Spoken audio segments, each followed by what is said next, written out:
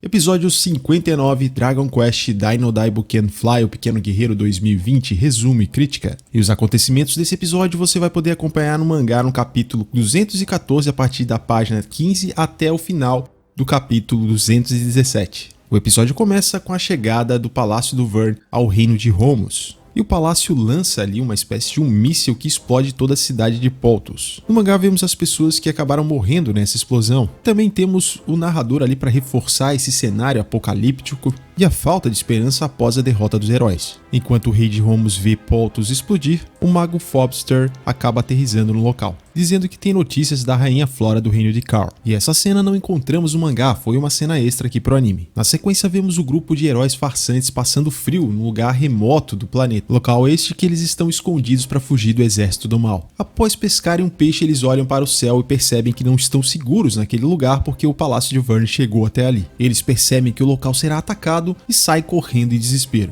O local é atacado, causando uma grande explosão, e eles perguntam onde está o herói de verdade. E por sorte parece que eles conseguiram sobreviver. Zabueira aparece dando sua clássica risada e admirando a destruição causada. Mr. Vern aparece e o Zabueira já aproveita para dar aquela puxada de saco. E aqui ficou um pouco diferente do mangá, porque lá no mangá ele só chama o Mr. Vern de comandante do exército demoníaco, ele não é tão puxa-saco como foi aqui no anime. E o Zabueira revela que ele agora é o segundo em comando do exército demoníaco. E ele aproveita a oportunidade para falar mal do Hadler. O Mr. Vern pergunta ao Zabueira se ele sabia do núcleo sombrio implantado no Hadler. Zabueira responde que sim e deixou o núcleo lá porque ele imaginou que o Hadler morreria para o Vern. E Zabueira não se importava com isso desde que ele não fosse afetado pela explosão. O Zabueira então começa a gargalhar e aí o Mr. Vern fica full pistola e coloca a unha na testa do Zabueira. E com sua presença intimidadora ele chama o Zabueira de verme. E que Zabueira não tem direito de insultar o Hadler, demonstrando mais uma vez o respeito do Mr. Vern com o Hadler. O Mr. Vern reconhece o que o Zabueira fez pelo Vern, porém deixa claro que não confia no Zabueira, porque ele só se importa com sucesso próprio e é capaz de trair o seu mestre. E Mr. Vern promete que quando isso acontecer ele mesmo matará o Zabueira sem hesitar. Mr. Vern sai e o Zabueira fala como ele vê o poder, que não se trata de uma questão de força e sim a última pessoa que fica de pé.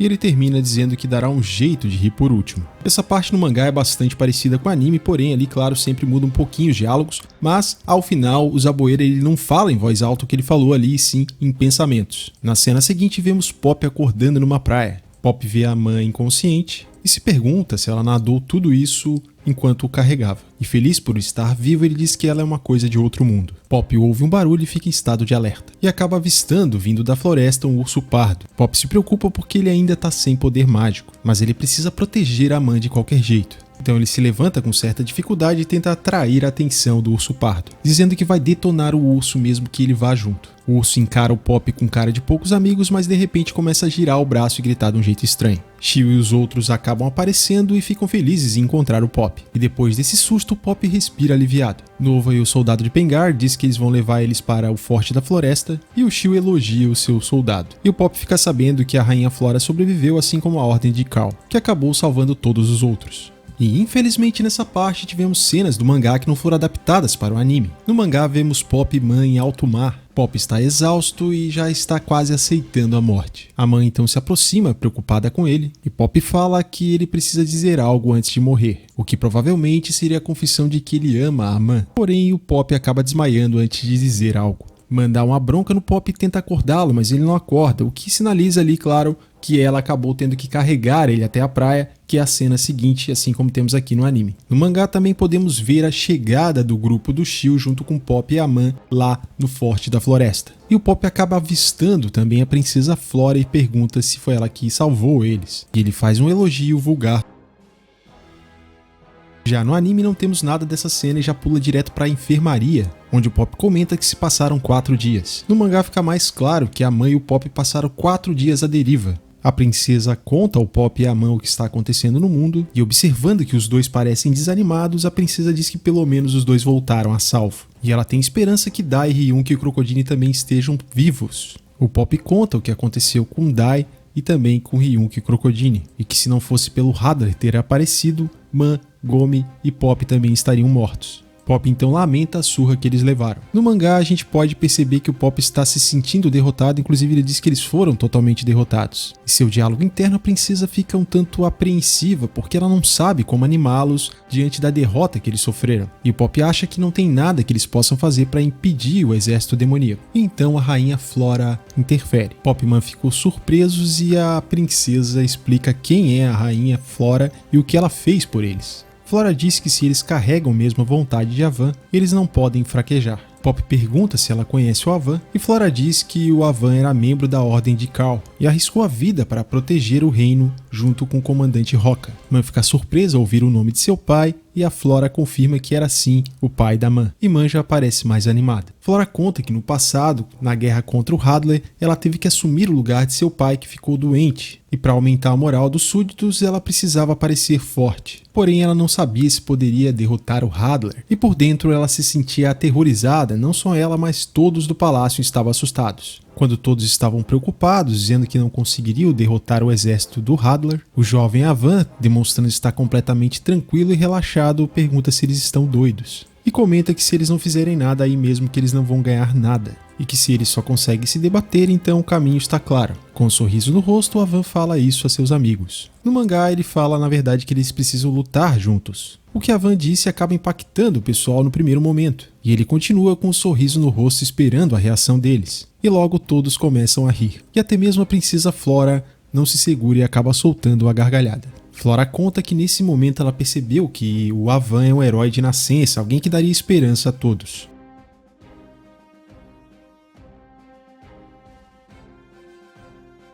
E sempre que ela perde as esperanças, ela foca em se debater. E afirma que ainda acredita no que ele disse. Pop fica um pouco triste e quando ele vai contar que o Avan morreu, Flora diz que sabe, e que se ele estivesse vivo em algum lugar ele nunca ficaria parado, não permitiria que o seu reino fosse devastado e viria salvá-los, se pudesse. Pop e Man percebem que a Flora era apaixonada pelo Avan. Pop e Man se levantam e demonstram novamente o olhar determinado e suas esperanças renovadas. Eles dizem que também querem se debater, a princesa Flora agradece e pede que eles descansem por enquanto. Flora diz ter um novo plano e pede que eles se recuperem. Flora sai da sala e o Nova comenta com a princesa Leona que a Flora é uma grande mulher e que há algo nela que o tranquiliza. E o Pop acaba fazendo um comentário desnecessário, o que faz ele ser repreendido pela Leona e a Man, que chamam ele de porco e ainda socam a cabeça dele. De repente eles são interrompidos e informados de que o exército demoníaco está indo para Ringaia. Vemos que a cidade também é atacada como os outros lugares de antes. E o Rei do Mal diz estar entediado, porque tudo está indo bem demais. Zaboira concorda puxando o saco do Vern, e o que o Vern diz que não é para tanto, pois de acordo com a previsão de suas cartas, pode haver ainda alguma resistência. E o Vern demonstra toda a sua sagacidade, dizendo que vai atrair os seus adversários, utilizando 2 reféns. No mangá, o Rei Vern é mais enigmático quanto à utilização dos reféns e seu plano. Na cena seguinte, vemos o reino de Teran. O rei é conduzido até a janela e ele avista a Mãe Dragão, e comenta que a vida do Cavaleiro do Dragão está chegando ao fim. Alguns perguntam se seria o herói. Fly recobra sua consciência e ele está num lugar cheio de nuvens, o qual ele desconhece. Ele pergunta se foi salvo e a Mãe Dragão responde que ele morreu. O Dai pergunta quem é e a Mãe Dragão explica que ela preside a vida e a morte dos Cavaleiros do Dragão. E o Dai se recobra da história da Santa Mãe Dragão. Ela conta que o Dai assumiu uma forma astral e se fundiu com ela, e que em breve a alma dele será levada ao mundo dos deuses. Dai pergunta se um novo Cavaleiro do Dragão vai substituí-lo, e ela responde que não haverá um novo Cavaleiro do Dragão. Dai questiona, e ela conta que o poder do mal cresceu muito no decorrer do tempo, e que o poder de Vern agora é maior do que de um deus. E mesmo com o poder do Cavaleiro do Dragão é impossível punir o mal. E que talvez sobrepujar os Cavaleiros do Dragão foi o que tornou o mal ainda mais poderoso. Por isso ela colocará um fim à história dos Cavaleiros do Dragão. E ela já não tem mais o poder para gerar um novo cavaleiro, pois a força maligna está consumindo a vida dela. Dai se coloca de joelhos e pergunta se ninguém mais vai ser capaz de parar o Vern. A Santa Mãe Dragão começa a brilhar e chama o Dai para ir com ela, e pede que ele esqueça todas as batalhas árduas, e que a alma de Dai poderá voltar ao céu junto a ela. De repente, a Santa Mãe Dragão sente que há algo errado, porque Dai possui 2 almas. Vemos uma luz forte e de repente é revelada a silhueta de Baran. Logo Baran se revela diante de Dai. Baran diz ser o verdadeiro Cavaleiro do Dragão e conta que o Dai nasceu dele e de uma mulher humana. E a morte que a Mãe Dragão sentiu foi na verdade a morte de Baran. Ela fica surpresa e Baran diz que a vida do Dai ainda não acabou. E assim Baran intercede pedindo que ela conceda mais uma chance ao Dai. A Mãe Dragão responde dizendo que ninguém é capaz de derrotar o Rei do Mal independente do seu poder. E mesmo que Dai volte, ele só enfrentará outro inferno cruel. Porém o Baran discorda, afirmando que Dai tem um poder que nenhum Cavaleiro do Dragão normal possui. Cavaleiros do Dragão só podem durar uma geração. Baran acredita que os deuses perceberam a limitação de um Cavaleiro do Dragão e resolveram dar a eles uma nova esperança, e que o Dai pode derrotar o mal com sua alma. E talvez por isso os deuses tenham permitido que o Dai tenha nascido. Baran por fim suplica à Mãe Dragão. Ela se convence e diz que dará todo o poder que resta a ela ao Dai. Baran conta a seu filho que daqui por diante, Dai será responsável por escrever a história dos Cavaleiros do Dragão,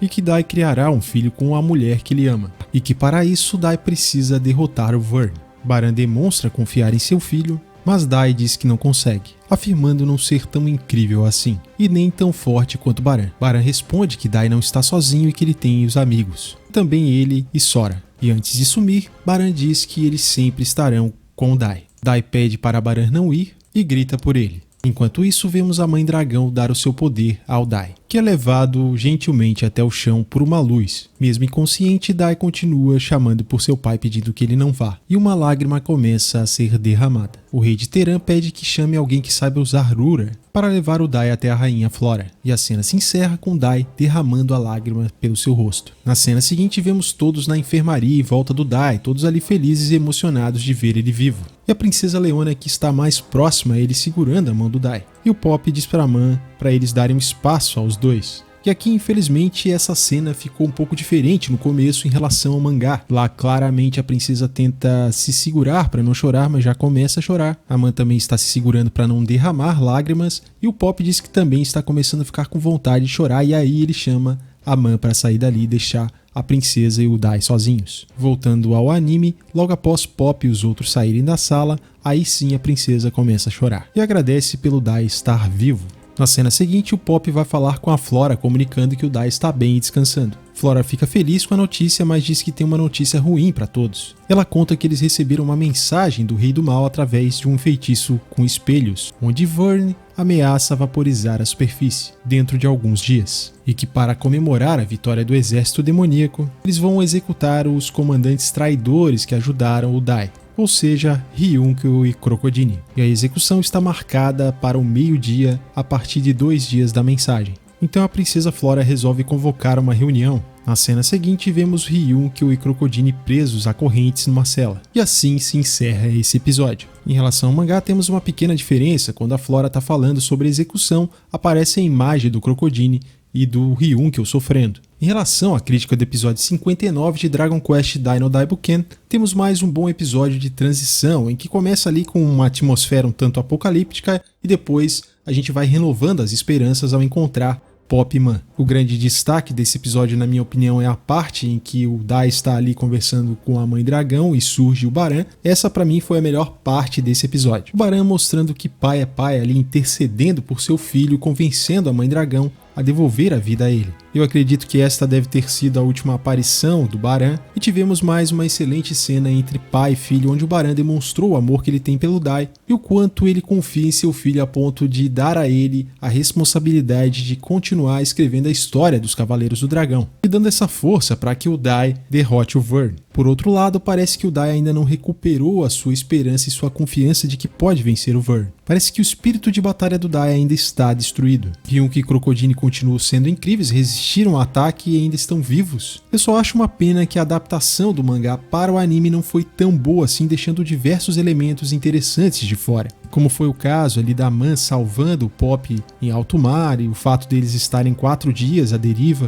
Fora outras cenas que eu mencionei aqui para vocês anteriormente. Aquela cena que foi acrescentada do mago usando Rura foi desnecessária e provavelmente foi só para dar o tempo exato do episódio. Eu acredito que para quem assistiu só o anime deve ter achado um episódio excelente, mas quem leu o mangá deve ter tido a mesma sensação que eu, que esse episódio, essa adaptação ficou bastante corrida. E talvez, se ela fosse melhor trabalhada, poderia ter sido ainda mais emocionante. Embora a parte do Baran, na minha opinião, ficou perfeita aqui a adaptação. Achei interessante o poder bélico da cidadela do Vyrn, que tá aí destruindo o mundo todo agora. E vendo o estrago que o míssil causa na superfície, imagine só como deveria ser o poder total do núcleo sombrio explodindo na Terra se não fosse o Baran. Eu gostei bastante também da forma como foi apresentada a Flora, a importância que ela tem também na história, o jeito como ela conseguiu ali renovar a esperança da mãe e do Pop. Só acho que o diálogo aqui na adaptação, não sei se foi um problema de tradução, poderia ter sido um pouco melhor. Vemos também o Shield novamente contribuindo, graças ao soldado dele, a mãe e o Pop foram encontrados.